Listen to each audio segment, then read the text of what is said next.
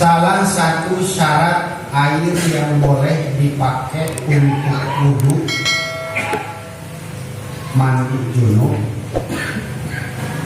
di samping airnya harus air murni, ternyata disyaratkan juga air tersebut masih utuh, belum berubah dari sifat asalnya.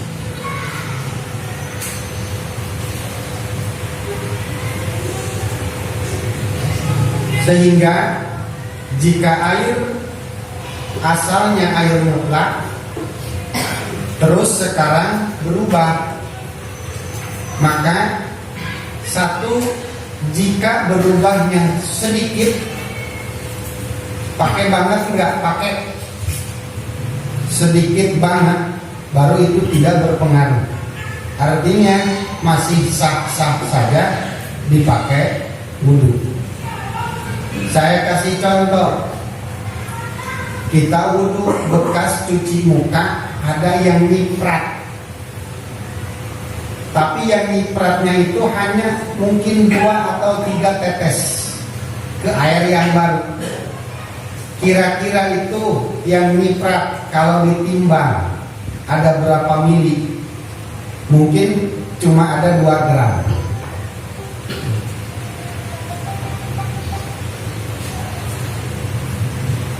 Cuma ada 2 gram. Sekarang kalau 2 gram tersebut jadi sipuhan, taruh ke air, berubah enggak? Gitu. Ternyata enggak. Oh, berarti tidak berpengaruh. Ternyata kalau 2 gram sipuhan air jadi berubah warnanya, berarti berpengaruh. Itu yang pertama. Kalau berubahnya sedikit banget, maka itu tidak akan berpengaruh. 2, bagaimana kalau berubahnya banyak? Maka jika berubahnya banyak, ini air walaupun baru, maka tidak bisa kita pakai wudhu lagi. Kalau berubahnya banyak. Nah, bagaimana bisa kita ketahui air itu berubahnya banyak? Maka ditandai pada ada salah satu yang 3. Jika salah satu yang 3 ini berubah, maka air dinyatakan berubah banyak. 1, tukmin, rasanya, warnanya tetap jernih, aromanya tetap biasa, tapi begitu kita cicipi kok manis. Begitu kita cicipi kok asin, maka dia berubah banyak. Dan kalau air sudah berubah banyak, tidak bisa kita pakai wudhu lagi. 1, aulaunin atau berubah warnanya saja, rasanya tetap tawar, aromanya nggak ada apa-apa, tapi begitu kita lihat warnanya berubah. Warnanya berubah, maka ini air termasuk berubah yang banyak. Setiap berubah yang banyak ini berpengaruh terhadap air, sehingga air tidak bisa dipergunakan untuk wudhu. Yang ketiga, aurihin, aromanya saja, warnanya tetap jernih, ya, rasanya tetap tawar, tapi begitu kita cium, kok air ini bau. Bisa bau obat, bisa bau apa, maka itu sudah dinyatakan berubah banyak. Dan kalau berubah banyak, itu dinyatakan tidak bisa untuk dipakai wudhu. Cuman perubahan ini ayat 2. 1 berubah johir, 2 berubah takdir. Itu beda seperti alamat i'rab. Wa alamatu jarihi kasratun johiratun, ayat deui wa alamatu jarihi kasratun muqaddar. Orang dina cai aya materi. Aya berubah anu johir, aya berubah anu takdir. Bagaimana berubah yang johir?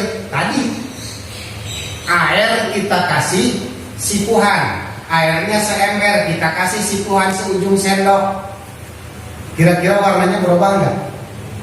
berubah. Ya. Nah, bagaimana yang berubah takdiri? Begini, kalau air sama sipuhan pasti kentara. Yang jadi pertanyaan, kumaha lamun eta cair kacampuran sama air lagi? Seperti air mustakmal dicampur dengan air yang baru. Kelihatan gak perubahannya? Hah? Air tetap jernih, rasa tetap tawar, aroma enggak. Sebelum dan sesudah tercampur dengan air mustakmal, maka air itu akan sama. Tapi menurut hukum, air ini sudah berubah.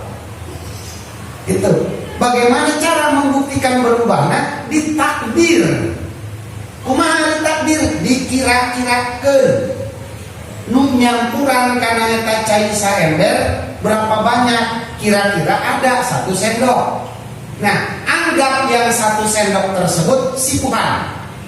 Anggap yang 1 sendok tersebut adalah gula. Air berubah enggak? Kalau air 1 ember kita kasih gula 1 sendok, warnanya rasanya akan berubah. Maka air yang 1 ember kita kasih air mustakmal 1 sendok itu dinyatakan berubah, tapi berubah menurut perkiraan. Eta nu kitu ngaranna takdiri. Berubah percaya, berubah cocok kira-kira. Ini contoh dari air yang berubah tidak nampak namun ada dalam perkiraan. Bagaimana hukum air yang berubah menurut kira-kira saja walau takdiriyah. Saya kasih contoh lagi. Mang Bajri bisa jadi wali. Amin. Cici nanti heran. Jernih, tidak beraroma secara cici urang. Tidak beraroma, warnanya jernih, bahkan namun diinum air wani mah nggak ada rasa tawar seperti air jam-jam saja. Tapi berhubung ini bawal air kencing, maka hukumnya najis. Sekarang kita campur air yang tawar tersebut pada air kencing tersebut dengan air yang seember. Kira-kira bakal berubah enggak? Kan nggak bakal berubah. Kenapa? Sifatnya sama, karakternya sama. Dia jernih, tidak ada rasa, tidak ada warna, tidak ada aroma juga. Sama sifatnya, tapi hukumnya berbeda. Yang di ember air yang baru, ini air kencing, air najis. Gitu.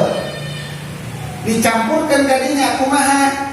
Oh, ini kalau dirubah, kalau dikira-kirakan air kencing ini air kencing berwarna, maka dia akan berubah. Gitu. Walau takdi. Tuh. Supaya pertanyaan. Tuh. Gimana nih saya butuh belah sini, ember belahnya. Pas itu ada yang nyiprat ke sana, itu air yang di ember berubah enggak? Tanya yang nyiprat banyaknya seberapa? Kira-kira kalau itu jadi sepuhan, itu air bakal berubah warnanya apa enggak? Oh, kalau segitu mah enggak bakalan, ya udah aman. Tuh. Tapi kalau yang nyipratnya lumayan banyak juga sih. Anggap saja air yang bekas pakai muka kita tuh airnya berwarna. Di sana bakal berubah nggak warnanya? Berubah. Oh, berarti itu juga berubah. Oh, pas dilihat ternyata jernih-jernih aja. Ya, kan berubahnya berubah takdiri. Kira-kira 1, 2 takdir. 3 awkana tagoyuru bima ala ubil mutatohir. Dan air juga jangan sampai ada yang berubah karena sesuatu yang ada pada muka kita. Karena ada sesuatu yang ada pada tangan kita. Baik itu merubah warnanya saja, atau merubah rasanya saja, atau merubah aromanya saja. Contoh, tangan kita harus dilumuri minyak wangi. Ya, maklum mereka salah menjumurin. Si ayah kok awalnya murid mau pada datang nih. Wah, menikun kau lucil, makin minyak seni. Sekarang mau wudhu, jangan langsung wudhu ayah, cuci dulu pakai sabun, biar pengaruh wangi di tangan hilang. Karena kalau tangan masih wangi, begitu air kita mau datang ke tangan, itu air sudah berubah duluan. Karena air lebih dulu menyentuh minyak wangi daripada kulit. Sehingga prosesnya air datang ke permukaan minyak baru menyentuh ke kulit. Sehingga begitu datang ke kulit, ini air sudah berubah duluan. Cuma berubahnya bima ala udwil mutatahhir, karena sesuatu yang ada pada tangan kita. Mak mukanya penuh sama bedak. Ambil air satu siup, terus tempelin di sini. Itu air nyentuh bedak dulu, baru kena ke kulit. Buktinya begitu beres cuci muka, air jatuh ke bawah, kok air ada keruh? Karena sudah tercampur dengan bedak. Itu tagoyaro bima ala udwil mutatahhir. Bagaimana ini? Ini pun berpengaruh. Artinya basuhan yang tadi tidak dihitung. Oke? Kenapa? Karena airnya sudah berubah. Sekali masih ada, 2 kali masih ada, 3 kali baru hilang. Maka setelah yang ketiga baru tuh dihitung basuhan. Karena yang 1, 2, 3 itu belum dihitung. Itu karena ada berubah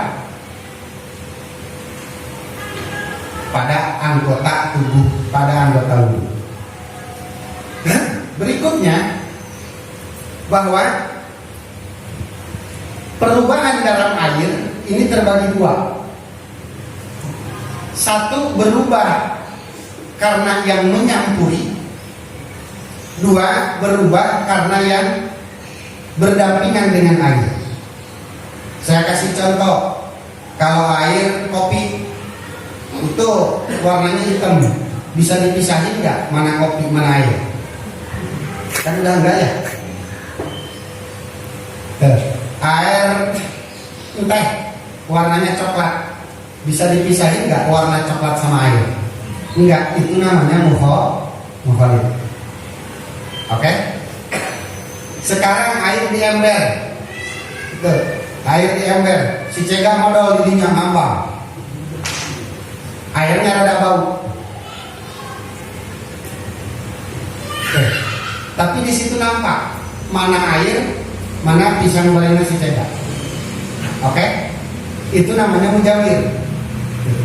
Jadi ada yang merubah kepada air tidak bisa kita pisahkan, ada yang bisa kita pisahkan. Kalau tidak bisa kita pisahkan namanya mukhalid, bercampur. Kalau tidak bisa kita pisahkan namanya mujawir. Air dan barangnya itu bertetangga.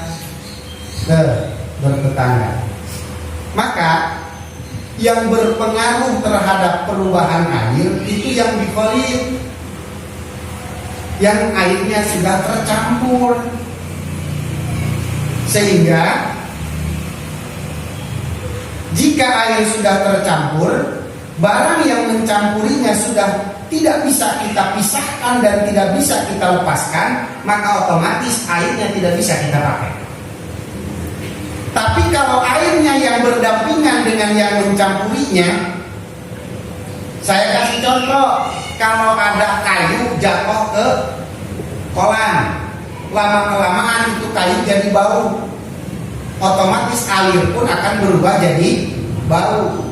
Tapi yang membuat baunya adalah pohon kayu tadi, batang kayu. Nah itu kan beda, bisa kita lihat ini air, ini kayu. Tinggal angkat kayunya, lihat airnya, cium masih ada bau kayu apa enggak. Kalau enggak, bisa kita pakai wudhu. Beda dengan air kopi, bisa nggak kita ambil kopinya aja? Kan enggak. Itu. Jadi yang mencampurinya tidak bisa kita ambil, ya dampaknya si air jadi nggak bisa kita pakai. Kalau air yang berdampingan dengan kayu tadi, kayunya tinggal ambil, airnya tidak ada perubahan, pakai. Bisa. Tuh, ini perbedaan antara mukhalid dan mujawir. Makanya kalau air yang mukhalid itu udah akhir kamu. Bahkan di contohan di dia Dicontohan satu kazafaron. Ini ngomongnya sama ahli hikmah. Soalnya zafaron ini adalah salah satu media mereka untuk nyari duit.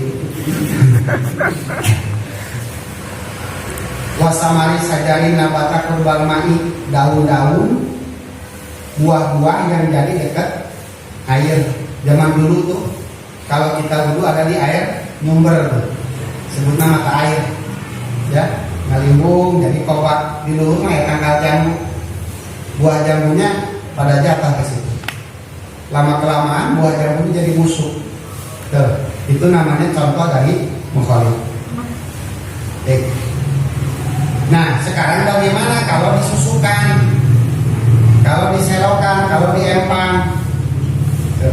Itu kan air jadi keruh. Keruhnya kenapa? Karena tanah.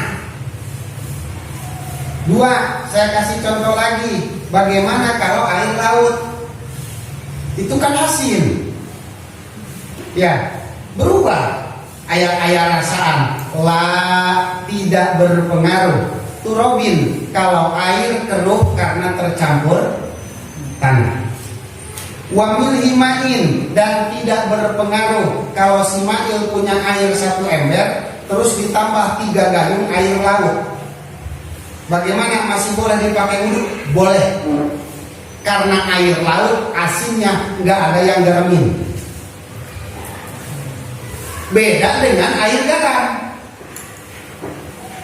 Kalau air 1 ember kita kasih garam setengah gayung, itu asin. Tapi asin di sini nggak bisa kita pakai. Tapi kalau asinnya timbul dari air sendiri, seperti air laut. Nah, air laut kita campur sama air tawar, nggak masalah. Kenapa? Karena asinnya air laut karena sesuatu yang timbul di laut sendiri. Itu ayat puyahan barabe lamun laut kudu di puyahan. Numpang repotan Indonesia, karena Indonesia negara yang paling luas lautanana. Tukar bayang anggaran kurang per bulan per tahun wara dan beruyah doang.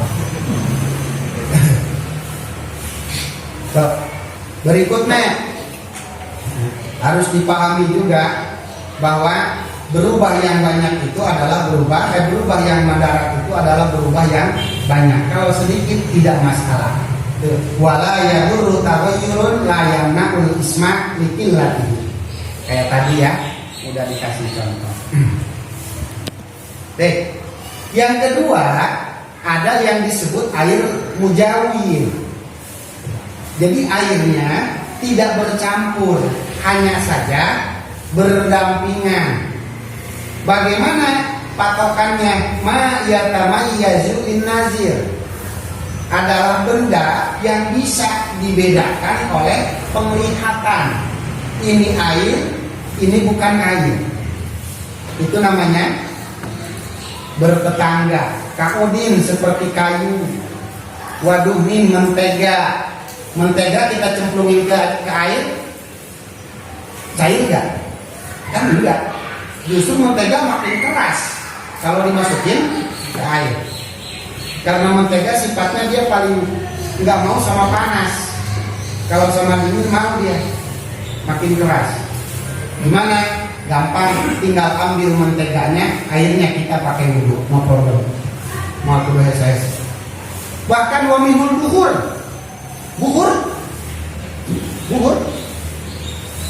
Piringan air buhur anda bisa ada biskuitnya. Yang suka dibakar nih, kata buhur kan. Itu buhur tuh, cemplungin ke air. Bisa kelihatan nggak mana air mana buhur? Kan bisa. Gimana? Tinggal ambil buhurnya, airnya pakai wudhu, no problem. Walaupun bentuknya najis, kita wudhu di kolam, udah. Kita wudhu di sini ada yang wudhu, di sini ada yang nyuci, di sana ada yang mandi, di sana ada yang modal. Gimana? Cuek, asal ada jauh, modal di situ, dan wudhu di situ, masalah. Asal jangan bersampingan banget. Gini di sini lagi ngambang, kita wudhu di sini. Kalau itu baru ya, tinggal sekitarnya aja kan, ya, tinggal jauhi sekitarnya.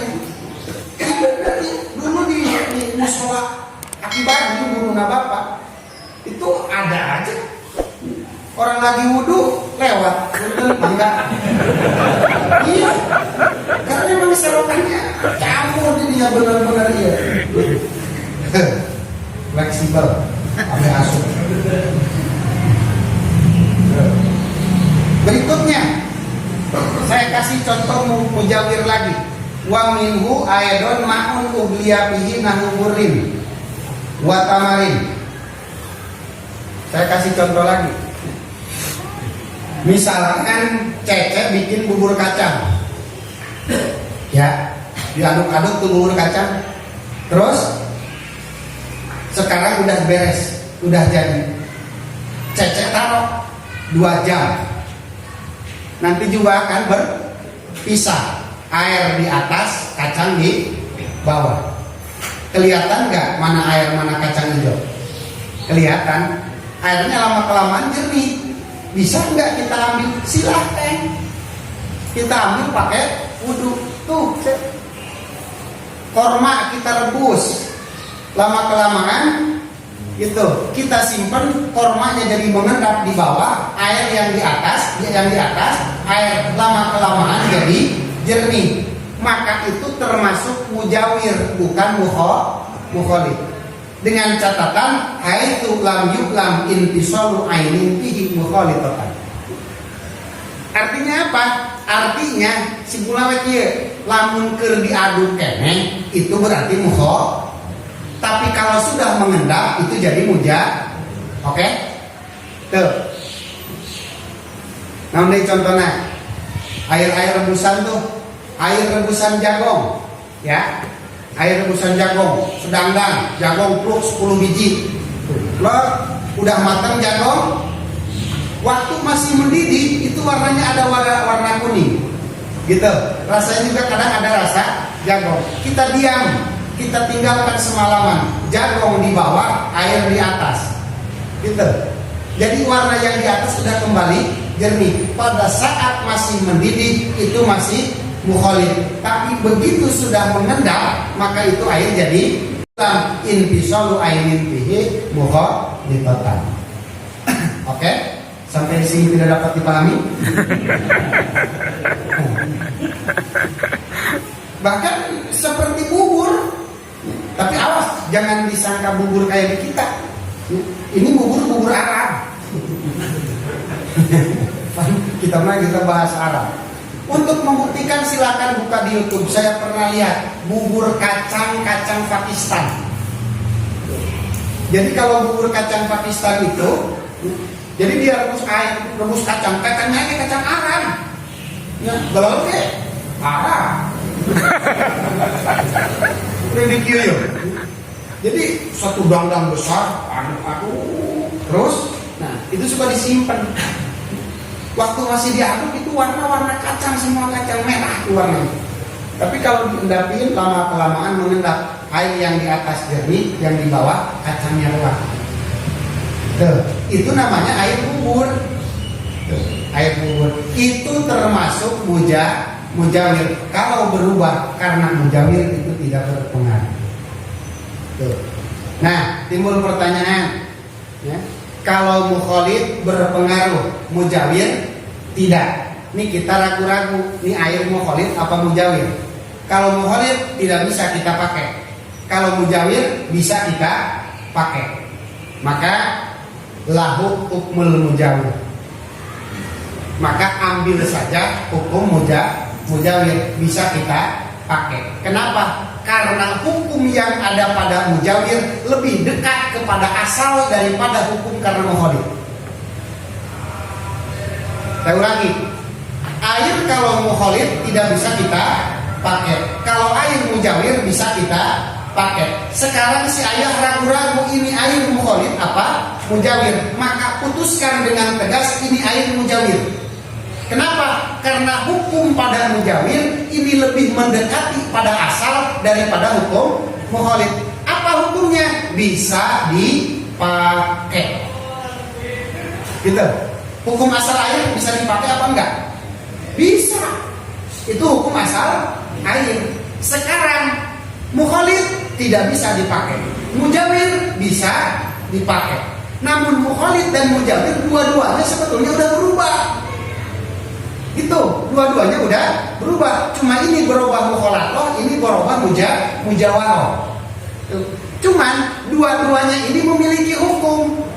Mukhalid tidak bisa dipakai, mujawir bisa dipakai. Dan ternyata di antara dua hukum ini hanya hukum mujawir yang mendekati pada hukum asal. Sedangkan cek Rasul jeung cek Qaidah kayak gitu.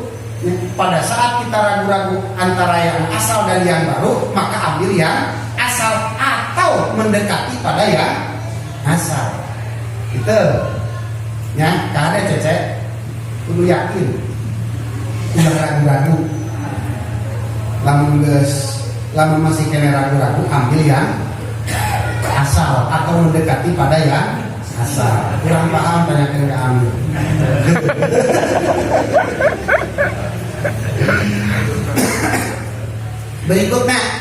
Berikutnya, saya kasih contoh. Waktu gempa longsor di Cigudeg, itu selokan nggak ada, kali nggak ada, acak-acakan.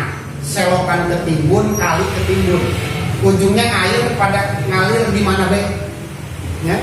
Sehingga pada saat itu saya jam 4 belum sholat asar, mau wudhu nggak ada air, yang ada air yang ngalir, bukan di selokan lagi, acakan cair, namanya juga habis longsor. Nah, saya masukin ini, nama tancepin awi, karena video cem ada tanah. Air jadi ngalir. Itu air merah. Karena tanah. Saya wudhu di sini. Beres wudhu, ya, usap kepala, alhamdulillah, ibu jadi hadas. Ada yang nanya, kok itu mau? Emang boleh wudhu pakai air keruh begitu? Kata saya boleh. Mana? Ini dari wa ma fi maqarihi wa mamar. Tidak masalah kalau air berubah karena tempat dia lewat. Air nggak bakal bisa datang kecuali melewati tempat itu. Namun tempat itu merah, maka air jadi merah, nggak masalah. Itu tempat diamnya misalkan warnanya merah, udah masalah. Tuh, kenapa? Karena itu dibutuhkan oleh air. Sesuatu yang dibutuhkan oleh air ada pengaruh terhadap air, maka ini air itu nanaon kurang dipakai baik. Bahkan terakhir saya kasih contoh, ya, lamun kurang mandi kaci panas, kata cek si Andre kok bau belerang, kan berubah tuh, ya, air enggak tawar lagi, air enggak jernih lagi, tapi bau belerang, boleh enggak kita pakai wudhu? Saya tanya, airnya di tempat belerang, apa belerang nyemplung ke air? Hah? Air yang diam di tempat belerang itu mah gak masalah, cek belerang salah sakas kayak gitu air. Tuh. Kalau air seember kita kasih belerang terus bau belerang, kalau itu baru berpengaruh. Cek cair ngeganggu air Malaysia. Air aturan yang dipakai wudhu gara-gara manehna kecampuran, jadi nggak bisa dipakai wudhu. Kenapa? Belerang yang datang. Tapi kalau di tempat mandi Cipanas itu nggak salah belerang, tapi airnya aja yang diam di situ. Itu jadi air silakan kita pakai karena belerang nggak punya salah. Gitu ya. Water labin rupa tatin dan seperti lumut, bukan lumut yang masuk ke air, tapi air yang diam di tempat lumut. Gitu harus paham kita patokan air yang datang gitu. Air yang diam di situ, apa air yang mendatangi di situ? Beda lagi kalau yang berubahnya itu datang kepada air. Ya, jadi tergantung siapa yang jadi tuan rumah dan siapa yang jadi tamu. Tuh, kalau air yang jadi tamu terus air berubah itu masalah. Kenapa? Kata tuan rumah, siapa suruh lu datang. Gitu. Tapi kalau yang merubah yang datang kepada air, maka ini akan berpengaruh. Air kita kasih sana, air kita kasih belerang jadi bau, itu berbahaya. Tapi kalau air masuk ke tempat belerang itu tidak masalah. Gitu ya. Syarat berikutnya tina air anu rek dipakai wudu, adus dan lain sebagainya. Adapun kalau bukan untuk bersuci ini kena naon, pakai cuci piring, mau pakai cuci beras, mau pakai cuci kaki doang itu masalah, walaupun airnya juga bisa dipakai wudu. Awak binajasin, wallahu a'lam bishawab.